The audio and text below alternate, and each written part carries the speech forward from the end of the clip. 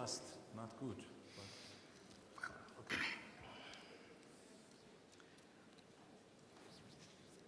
This is the last session of today, and this is obviously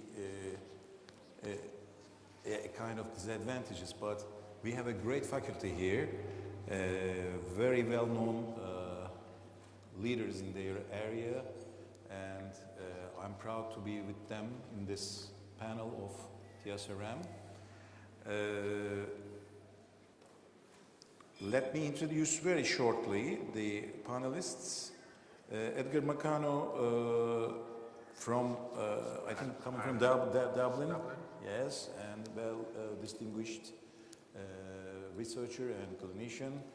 And Dr. Nick Macklon, we know him with his studies, international studies, and he is in United Kingdom, London, and also working in both the Denmark. Yeah. So Emre Seli, our TSRM award winner, and a professor in Yale University, and he is the also he's both on research side and the clinical side, and Dahan, from very prestigious institute, the Macklon, and he is here with us also both research and clinical side. So they will share their great experience, their opinions with us today about the endometrial receptivity testing. But before starting, for the audience, would you please prepare your smartphones? We will show a QR code over there, and you will open an automatic analyzer for the questions. Just show the code to your phone, and afterwards we'll show you the questions, and after the questions, in a short period of time, you have to answer these questions, and we'll get your opinions also after the panel too. So, ready? No. We have 3. Okay, rapidly increasing. Yes, the toll. Good enough? Very good. Very good, very good. All right. All right.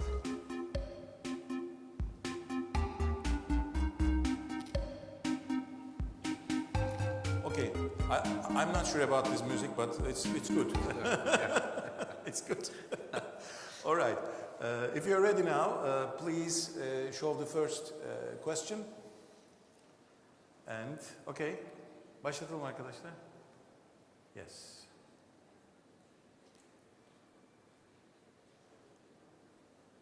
Be ready. All right, it comes. When do you recommend endometrial receptivity testing to your patients? These are the answers, and never. In recurrent implantation failure when top quality embryos were transferred at patient request. In RIF, irrespective of embryo quality, in RIF after 2 failed transfers and 3 failed transfers.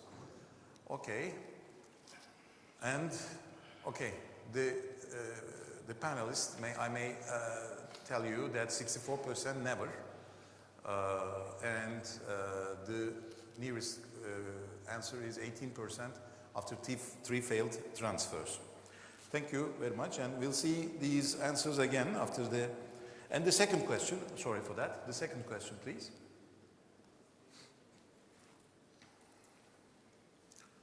What should endometrial receptivity test look at? What should? Progesterone profiling, immunologic profiling, cytokines and growth factors, microbiota. You can select more than one answer in this question.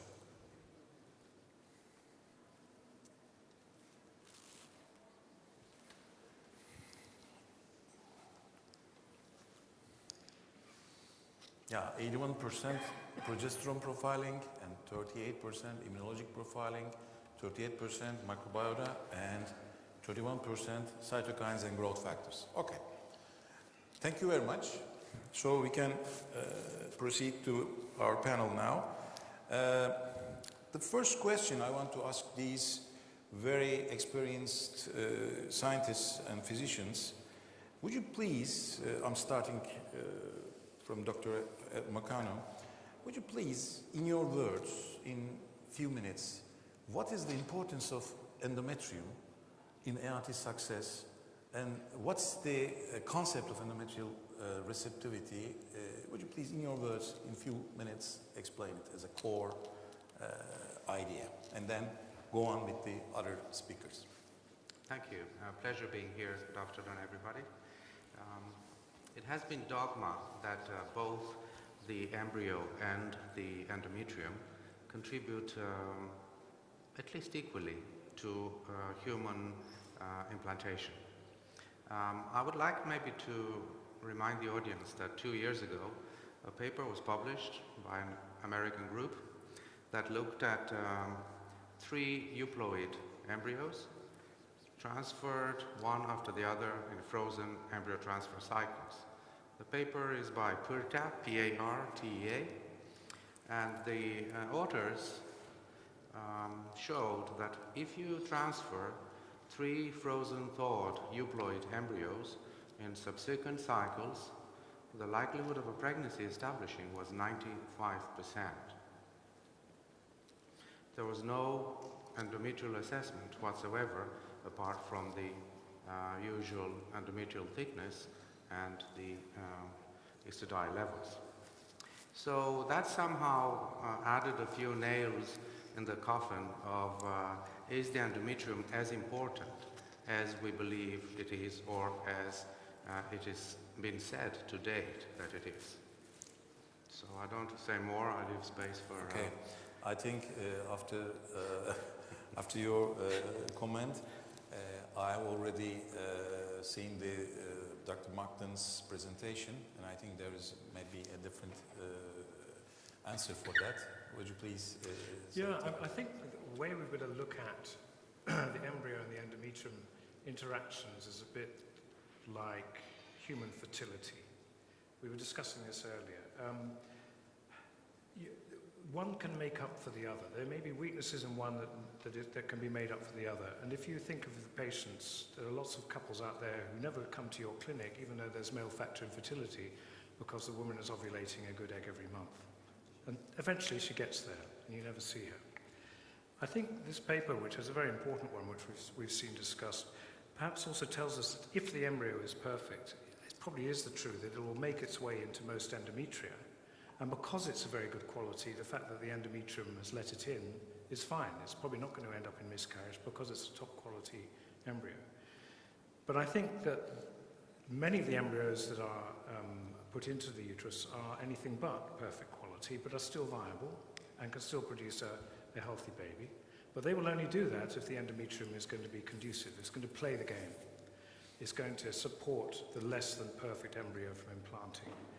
And I think what I did in my talk was try to give some examples of how that might happen. So I think that the endometrium plays no role, essentially, as long as the embryo is very, very good. But once the embryo is anything is between non-viable and perfect, the endometrium could be crucial. And I think there's growing evidence for that. So I believe there is an important role for the endometrium. The problem we face is that the field is about 15 years, if not 20 years behind embryology. And I'm very concerned that the failure of one test, which the ERA test I think is now is leaving us, is going to kill the field inappropriately, because it was just looking at the maturity of the endometrium. That's all it was doing, was looking at how it responded to progesterone in terms of transcriptonic change, just like histological changes. And it completely ignores all the other factors which are so important in successful implantation. So I believe the endometrium is something where we need to focus. And the other reason I would argue for that is if you look at I believe with embryo research now, we're in the phase of diminishing returns. You know, we've got a number of tests now to select the best embryo, and they're not perfect, and there's still work going on, and non-invasive, and proteomics, and all that kind of thing. And that might make us, instead of 94% good at selecting the right embryo, 95% good at selecting the right embryo. It's not going to have a profound impact on outcomes. And I think it's time now that we switched our attention away from, not completely, but the emphasis of our research away from the embryo to the endometrium, because that's where I believe the real advantages are going to be found. As far as I understand, if the embryo is good, okay, but the scenario, in the real life scenario, how many patients do we have, best quality and PGT euploid, and we can give one by one, and afterwards we get 90%. This is the crème de la crème. This is the highest point that we can. As far as I remember, in this study, almost 20 oocytes necessary for such kind of good pool for triploid embryos. But in real scenario, in real life scenario, most of the patients do not have this chance. Yeah. And so there is I think, place reserved for study the endometrium, at least for those patients. But for the good ones, the standard procedures are even more than enough. So what do you think about that, Emre? So I think when you define the question, you have to be more specific. So if the question is, does the endometrium matter in IVF outcomes? This is the question. The answer is yes. But then, does the heart matter for me to survive? Yes. But not everybody dies from a heart attack, right? So the fact that you need something to be optimal for implantation doesn't mean that it is the primary source of failure to implant. So the question should be, in a woman with no congenital abnormality, no adenomyosis, no endometriosis, no fibroids, no visible abnormalities, and normal thickness, would, or is there an inherent biological abnormality in certain portion of those women that will prevent implantation? Because that's the only thing you can test for. The rest would be a random occurrence of a biological event. And right now, we don't really have good evidence that that exists. It may exist, or maybe it does not. When we did that study of 3 euploid embryo transfers, there was no real decrease in the implantation rate after the 3rd transfer. That study proves that at least after 3 euploid transfers, you can't really diagnose anybody with a recurrent implantation failure and endometrial effect. Now, we don't know if suddenly after you try 5 or 6 times, you will find this group of people who have real endometrial issues that are invisible. They don't have fibroids, they don't have adenomyosis, they don't have nothing, but they have an endometrial thing going on that keeps happening every cycle and preventing them from implanting. We don't know if that disease exists. There probably are a few women who have issues, and that's definitely worth investigating. Yes. But we haven't proven that it exists.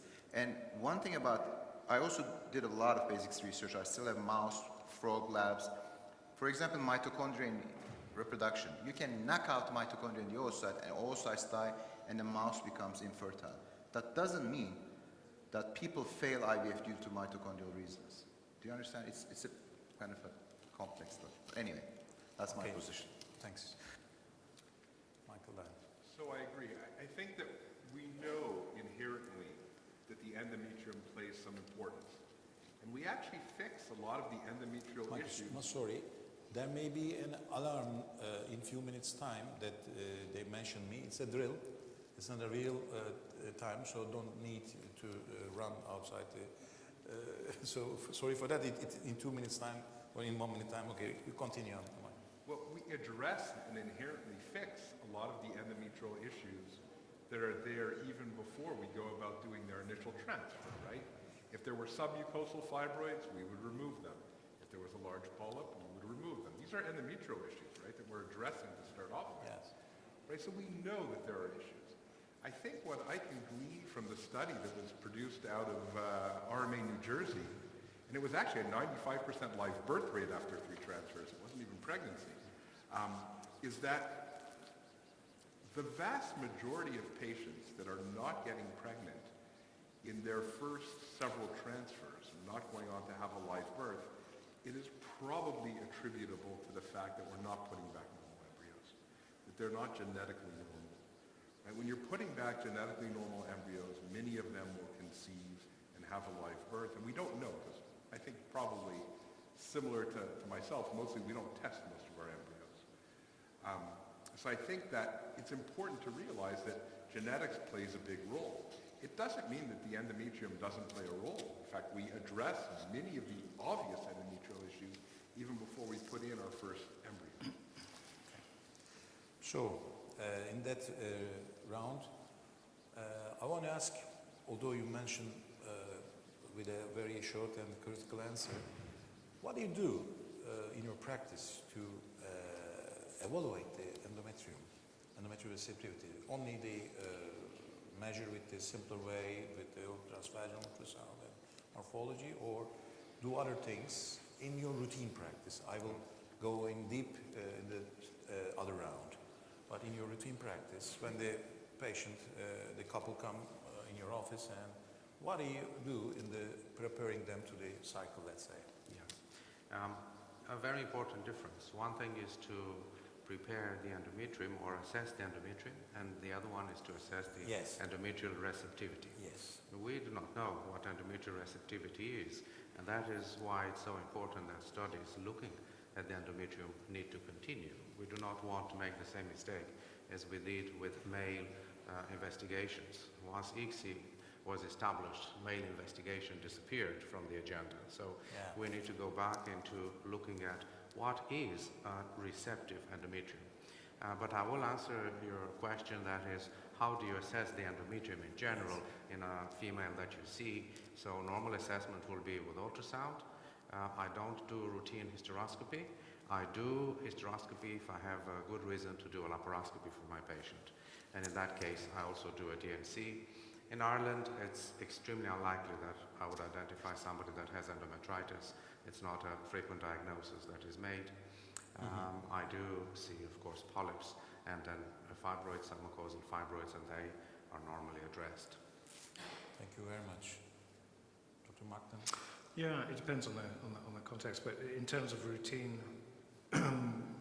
we're very happy with the images we normally get on 3D ultrasound. We don't feel, if they're normal, that there's any need to proceed to hysteroscopy routinely, but if we do see something there, then we will proceed to hysteroscopy, and if we find something, we'll normally treat it.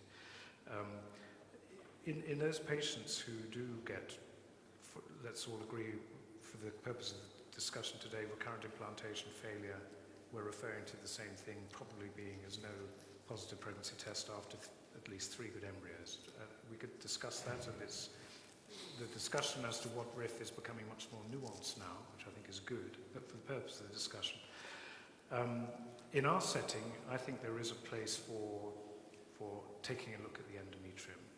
And I think the distinction is very good between the uterus and the endometrium, because a lot of us conflate fibroids, polyps, big lumps and bumps as being endometrial function, and it's not. That's just sort of anatomical space-taking abnormalities. What we still are only beginning to understand is all these molecular functions that are happening in the endometrium. We're beginning to get some tests that allow us to at least interrogate some of these. And my own belief is that while they are still requiring full support with randomized controlled trials and all the gold standard, they do offer a nudge in the right direction away from just blind treatment with add-ons, which is what many people are doing just now. So they are taking us in the right direction, but not the whole way. So that's a justification, therefore, for our implantation clinic, which I mentioned in my talk.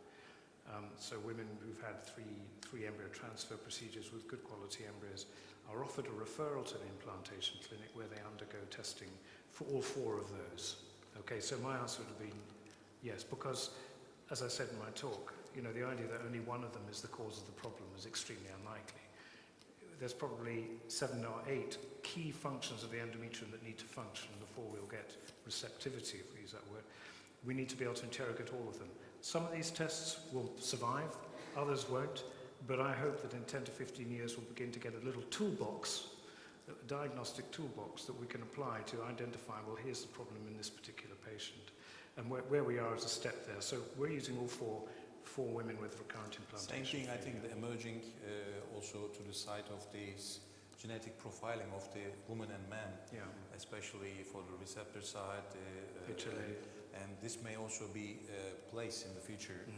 At least combine these efforts, give us some tools that we Yeah. can manage the patients more personally, I think. Yeah. We just have to be honest with patients about how little we know, and it's very important that we don't present this to the patient and say, look, we're going to find the problem and definitely treat it. What we're going to do is any treatment we do will have at least some biological rationale to it. Yes, that should be. Yes, Emre. So this is when they're entering treatment initially? Just on a stereogram, that's all I did. No, just you're doing your daily routine. Do you have some extra things? Do you do some extra things about endometrium? No. No, just Sorry, you are starting simply with all we know. The On a transfer. stereogram, and if there's Okay. something later on, I may do a hysteroscopy if there's a reason for it.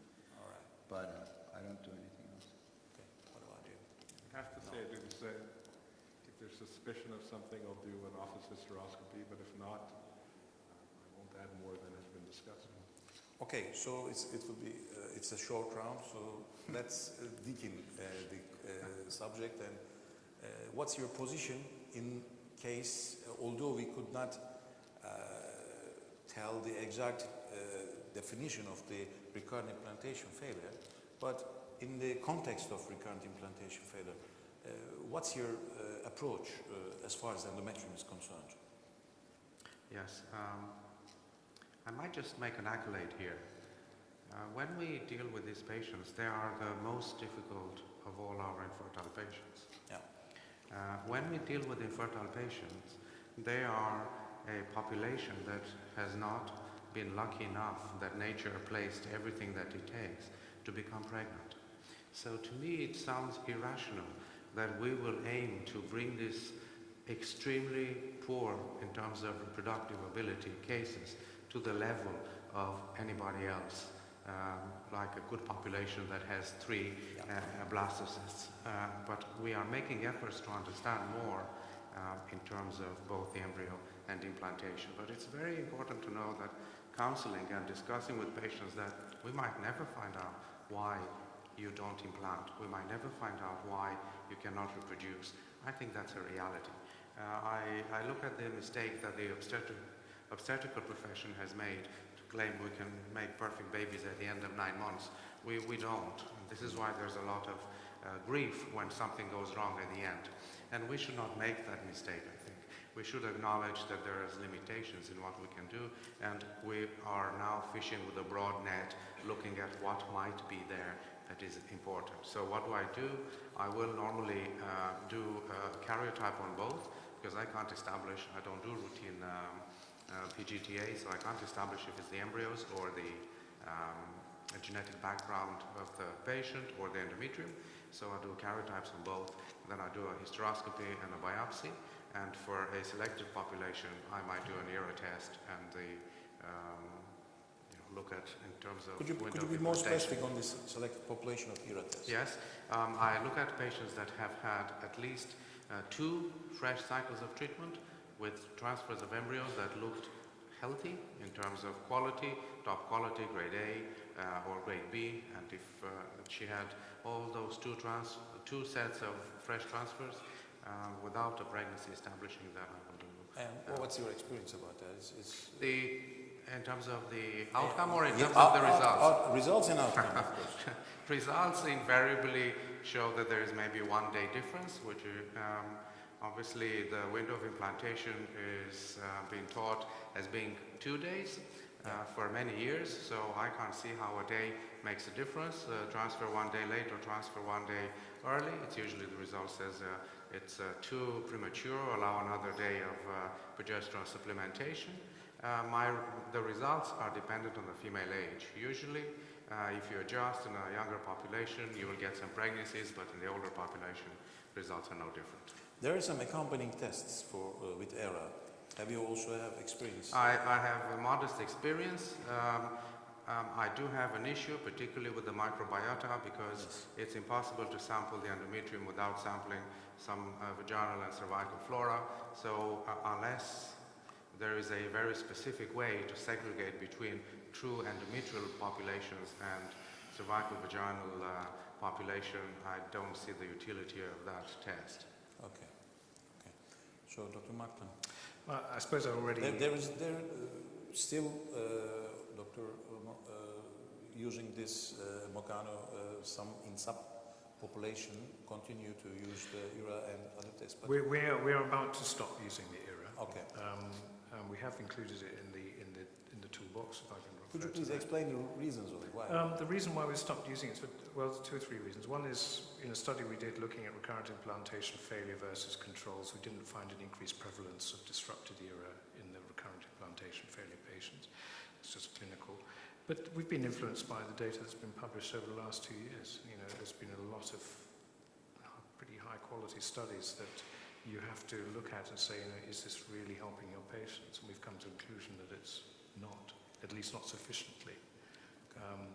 So that's a bit, I mean, we'll probably have a discussion about the microbiome. It's the hot thing at the moment.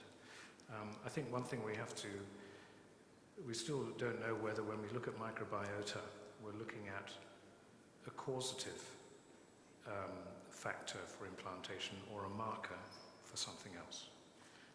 And it's very possible that when we look at microbiota, whether it be vaginal or whether it be in the uterus, the disrupted microbiota is not itself causing the problem, but it's a marker of some other upstream metabolic or some other problem that's affecting.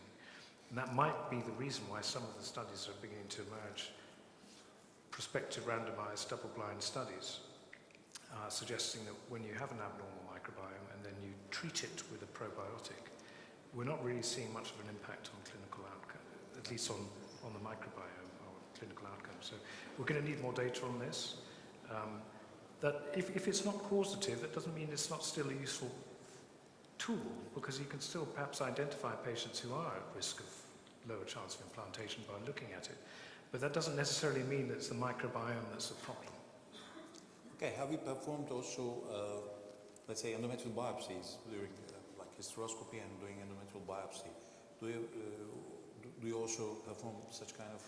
We do. We do a biopsy, and we do it for the MLI test, the Nathalie Ledet test, which was discussed earlier today, which looks at products, cytokine products, RNA products of NK cells. NK cells, you can't say them now without everyone raising their eyebrows, and that's because of the history of their being misappropriated, I would suppose. But they are key players in implantation, and it is feasible that in some women they're not functioning as well in others. And what I like about Nathalie's test is that it's looking at the functionality and identifying perhaps a group of patients where the balance of immune activity is not optimal, and which may therefore be suitable for some sort of immune modulation.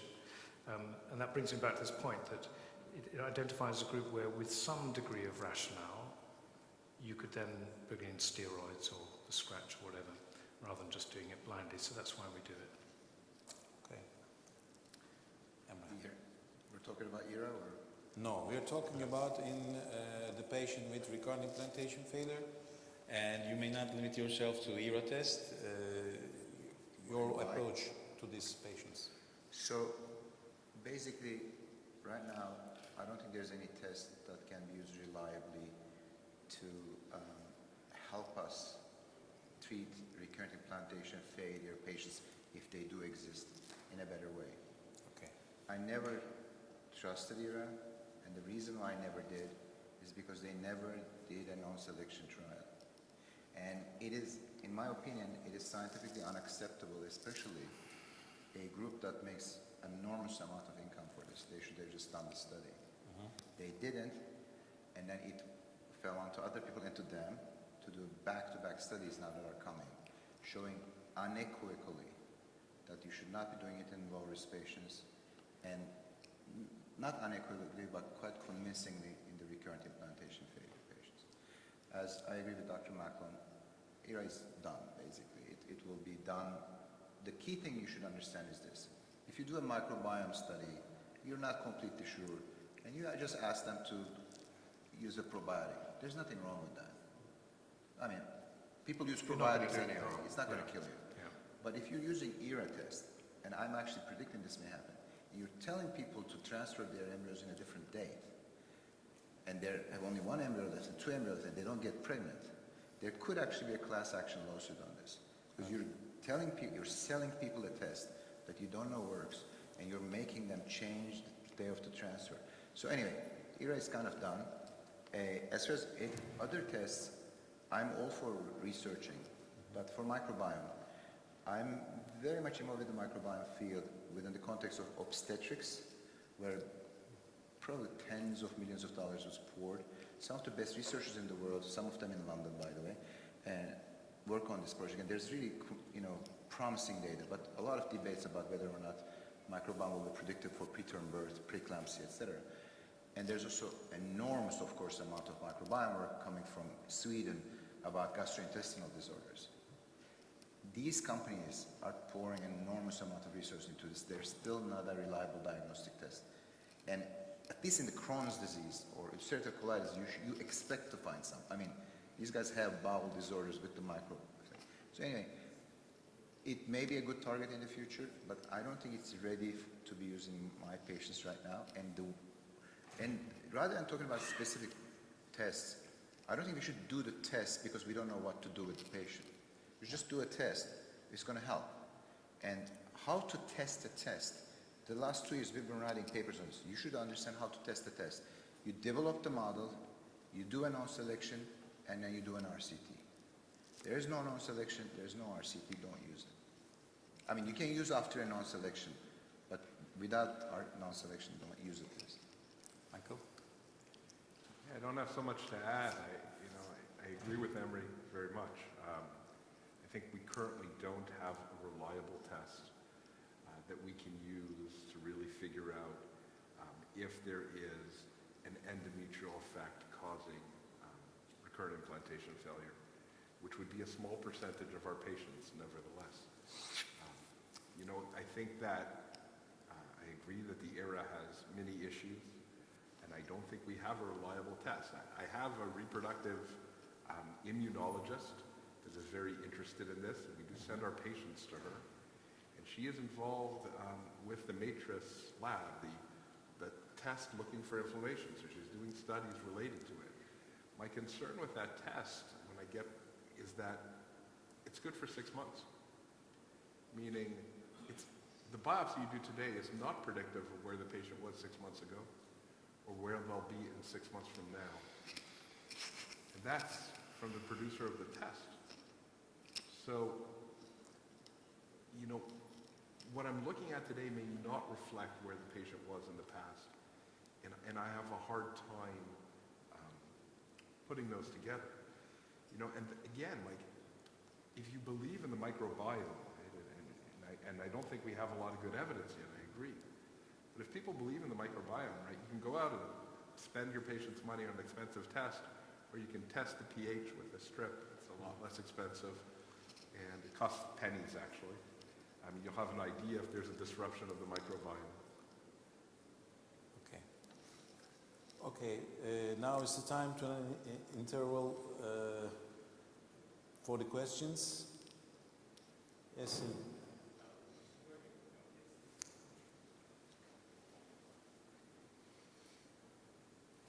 We all talk about ERA, other things, but there is a very simple test, and I think we should put more importance of this test, ultrasound. We all use ultrasound. When we never talk about the pattern of endometrium, we always talk about the thickness. And again, in my opinion, it's very important if you have fluid in the endometrial cavity around the time of egg collection, especially. This is very easy. We all do that. What is your opinion when you see fluid at the time of egg collection? my personal opinion and experience, if you see fluid, and if you have other additional issues like adenomyosis plus fluid, small cell plus fluid, these patients do not get pregnant easily, even if this endometrial this fluid disappears on the day of embryo transfer. And this is my personal experience, plus I think there are a few studies, I remember, backing up this attitude of So mine. you were asking to a particular panelist or all of them? No, I'm not. I'm asking your opinion about this. For example, when you see fluid, of Any- course, any when volunteer to answer and the small question? cell, fluid may mean inflammation. Fluid may mean the cervical mucus coming back inside your cavity. So actually, you're placing your embryo onto a layer of, even if it's not seen with ultrasound, there might be still a very tiny, very thin mucus layer. So you just put your embryo actually on this mucus. Most likely, when you pull out the catheter, Okay. it comes back with that mucus as well. Okay. So what do you think about endometrial fluid, adenomyosis plus We got it. Okay. All right. Let's start with you. From there? No, okay. From Very here. happy. You're Very happy to You're start. at a disadvantage So, I know. that you're just... The proximity Yes, is a proximity disadvantage. sometimes Yes. is better. Yes, it is a very important question, particularly in the light of the wave of cesarean sections that are done now globally and the scar that actually causes a lot of fluid, mucus, and presence of liquid inside the cavity. That's one aspect. Our answers were mainly based on the fact that those criteria were completely taken out. The woman does not have polyps, she doesn't have fibroids, she doesn't have fluid, she doesn't have any of those things. So causes for fluid could be, as you said, simple cervical mucus, abundant cervical mucus due to high estradiol, could be again a fallopian tube blockage and a hydrosalpinx that allows the fluid to then show into the cavity, and it could be the cesarean section scar, and they are very difficult cases to deal with. So the options here will be to freeze instead of doing an embryo transfer. Just create the embryos and freeze them all, and use either a natural cycle or use a lightly stimulated endometrial preparation. And if the fluid still reoccurs in those circumstances, then probably a more likely an anatomical issue like a hydrosalpinx is present outside the cesarean section environment and milieu. Obviously, it's not a good idea to put embryos in a soup there. I don't think it's a good idea. Furthermore, the fluid is toxic, so the embryo will have no chance to even oppose the endometrium. So a freeze all and try in a frozen cycle. And assess the cavity, do a hysterosalpingogram, outrule hydrosalpinx, and maybe deal with the, yes.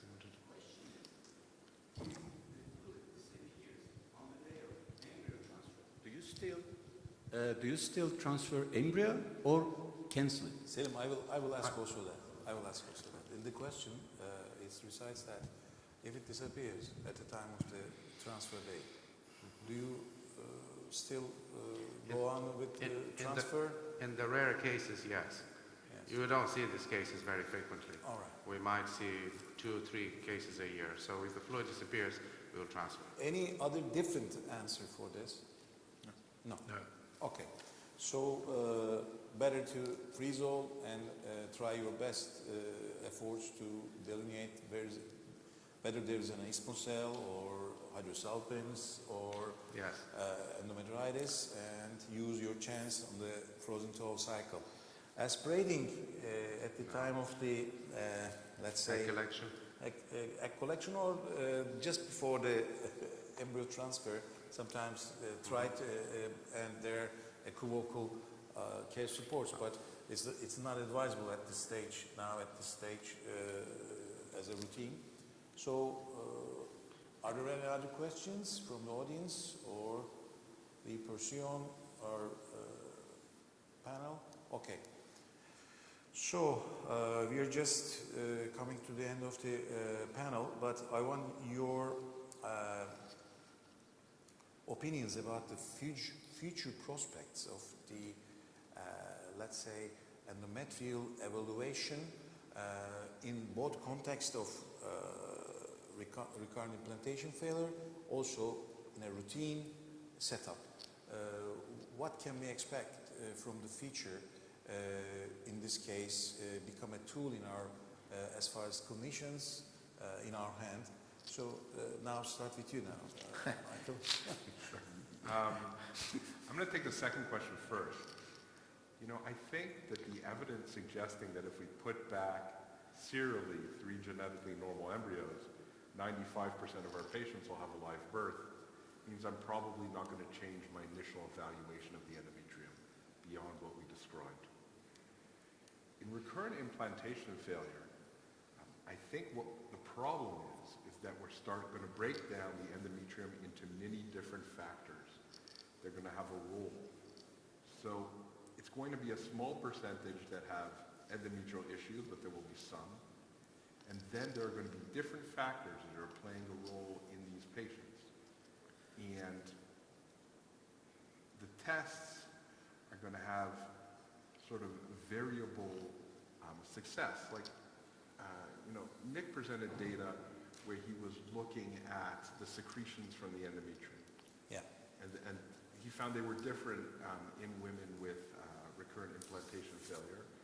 And the area under the curve was 0.67, right? But we really, an area under a curve, we want it to be at least 0.7 before we start to even feel that it's a moderate success. What that shows is it plays a role in a certain percentage of patients, but not as high a percentage. It's not everybody, right?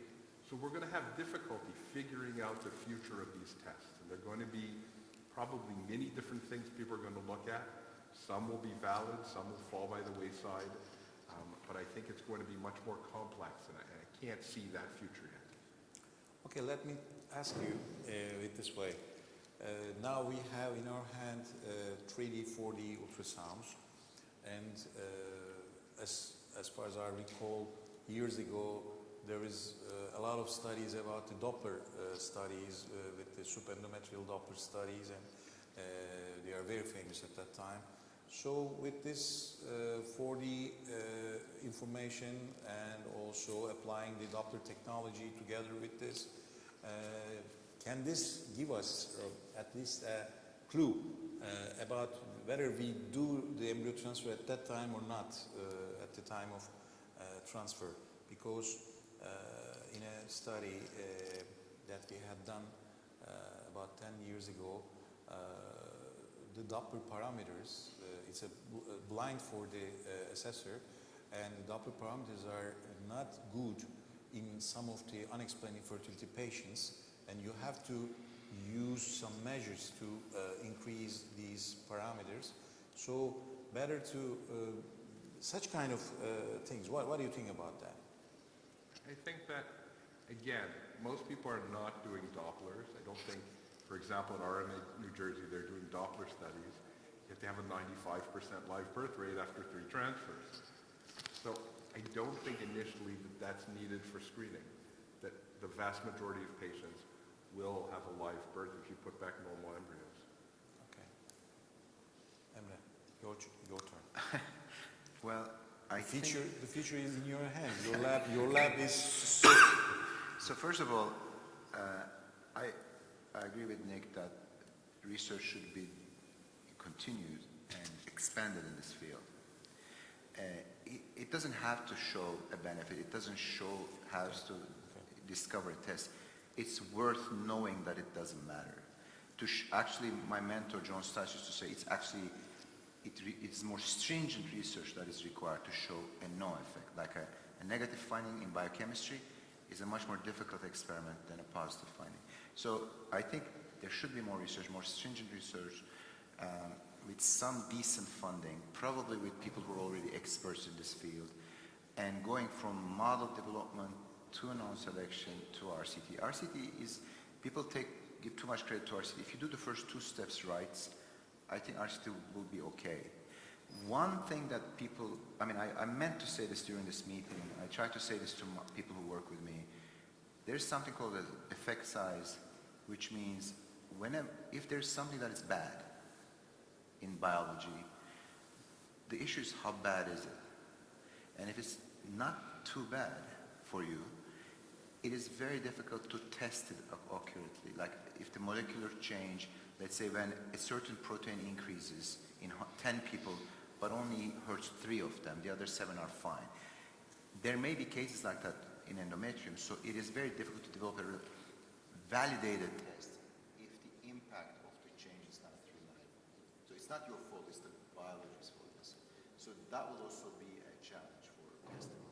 Both in embryo tests, any embryo test that is not genetics is difficult because of this.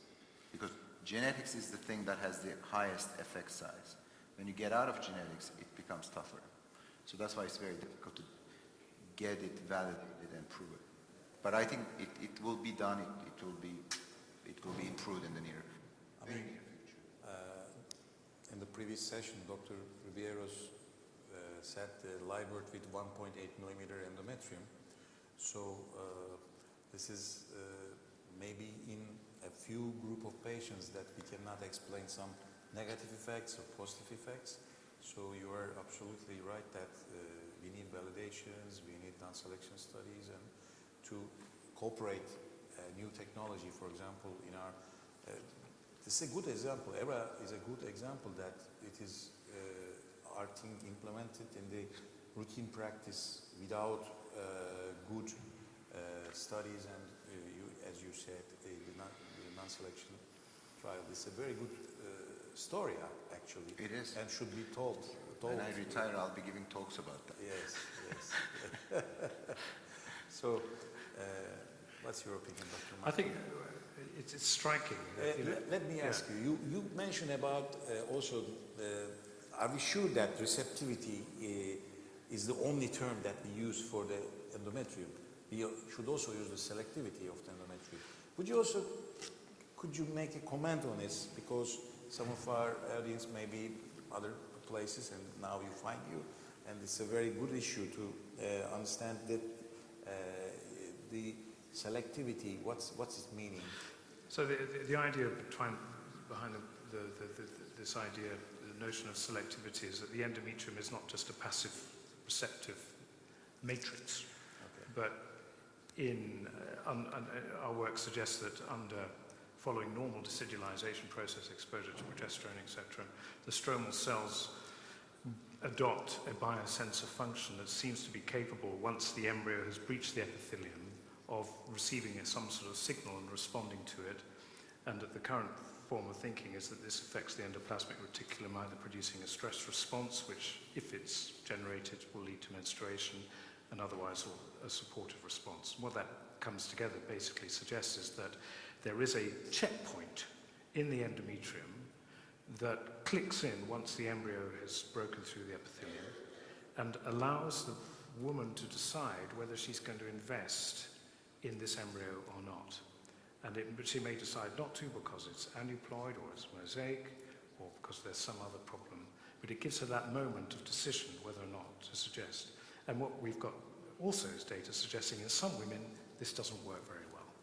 And in those women who doesn't work very well, it may present as either recurrent miscarriage if they're not selective enough, or possibly recurrent implantation failure if it's too selective.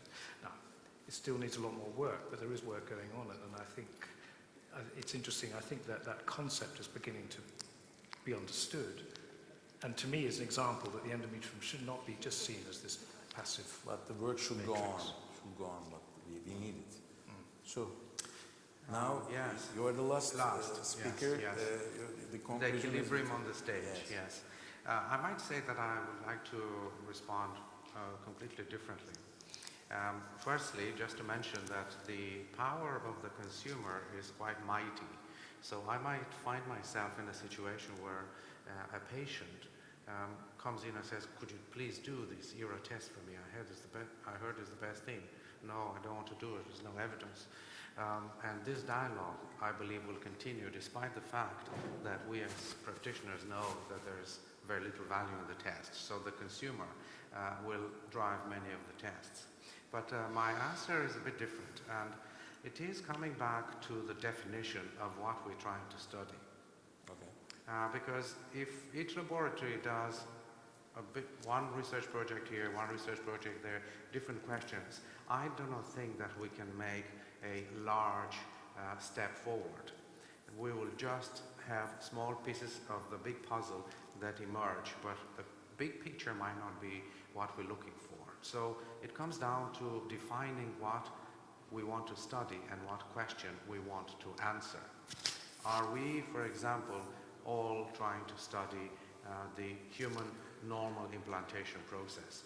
And how should the endometrium be in the circumstances of a perfectly euploid embryo? How should the endometrium be that results in a successful pregnancy, a clinical pregnancy, and a live birth with a healthy child, genetically healthy child?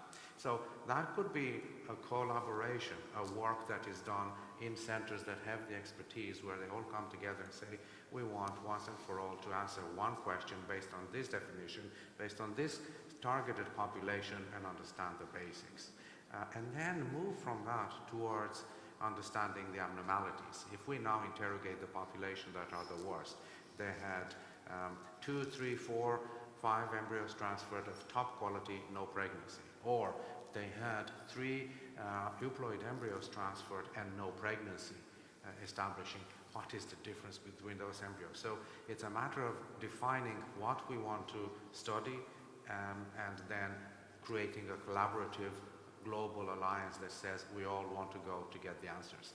To date, things have been quite interesting. If you look at our field, many groups have developed tests, technologies, and then were looking for an application for it. So I don't think that that's good medicine. And that's why putting back the onus on us to say we need to find out the basic science and have a good understanding by coming together, I think it's key in the future. Yes, actually, the bad experience sometimes could bury a promising novel product, but like maybe the woman's experience, it may again use some field in the future, but that experience may cause harm to the patients that can get some advantage of this technology, and so we have to be very careful about implementing the technology and burying the technology in both sides. Yes. We have to be careful about that. That's I might come back. I had a thought about all the blame is placed on the woman, yes? It's the endometrium, it's this, it's that. We do so little research on the male in the circumstances of recurrent implantation failure. And wouldn't it be ironic that in 10 years' time we'll be sitting here discussing heart revolutionary discovery that in fact there's a lot of male factor contributing to this recurrent implantation failure. When you look at the program, you are right that the male side is very, very tiny. Yes. And we're talking about all the stuff, talking about the PGDs and so, but we have X in our hand and doing the... We need to interrogate the male more. Yes, absolutely. So, thank you very much for this marvelous contribution and marvelous panel. It's my pleasure. And for the audience, I think you were tired and hungry. So, thank you again for all of you. Better to have a picture together.